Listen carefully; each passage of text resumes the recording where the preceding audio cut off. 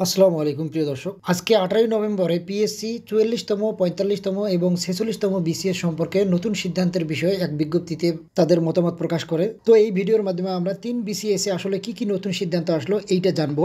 44তম BCS এর লিখিত পরীক্ষায় মোট উত্তীর্ণ হয়েছিল 11,732 জন প্রার্থী। তো এই 11,732 জন প্রার্থীর মধ্যে 3,930 জন প্রার্থীর মৌখিক পরীক্ষা ইতিমধ্যে অনুষ্ঠিত হয়ে গেছে। তো নতুন সিদ্ধান্ত অনুযায়ী 3,930 জনের যে ভাইভা হয়েছিল সেইটা বাতিল করে পুনরায় লিখিত পরীক্ষায় উত্তীর্ণ 11,732 জন প্রার্থীর পুনরায় ভাইভা অনুষ্ঠিত হবে। 45তম বিসিএস এর লিখিত পরীক্ষার উত্তরপত্র মূল্যায়নের কাজ বর্তমান চলমান আছে এবং দ্বিতীয় পরীক্ষক কর্তৃক খাতা মূল্যায়নের কাজ প্রায় শেষ পর্যায়ে। তো নতুন সিদ্ধান্ত অনুযায়ী দ্বিতীয় পরীক্ষক কর্তৃক খাতা মূল্যায়নের পর উত্তরপত্র তৃতীয় পরীক্ষকের নিকট পাঠানোর সিদ্ধান্ত হয়েছে। এরপর 46তম বিসিএস এ প্রিলিমিনারিতে পাশ করেছে 10,638 জন প্রার্থী। তো নতুন সিদ্ধান্ত অনুযায়ী আরও সমসংখ্যক প্রার্থীকে প্রিলিমিনারিতে উত্তীর্ণ করে পুনরায় ফলাফল ঘোষণা করার সিদ্ধান্ত হয়েছে। অর্থাৎ 46তম বিসিএস এ যে 10,638 জন উত্তীর্ণ হয়েছে এর সঙ্গে আরও 10,638 জন প্রার্থী অ্যাড করে পুনরায় প্রিলিমিনারি ফলাফল প্রকাশ করা হবে। তো দর্শক, মোটের উপর কথা হলো যে 44তমর ভাইভা পুনরায় নতুন করে শুরু হবে। 45তমর ক্ষেত্রে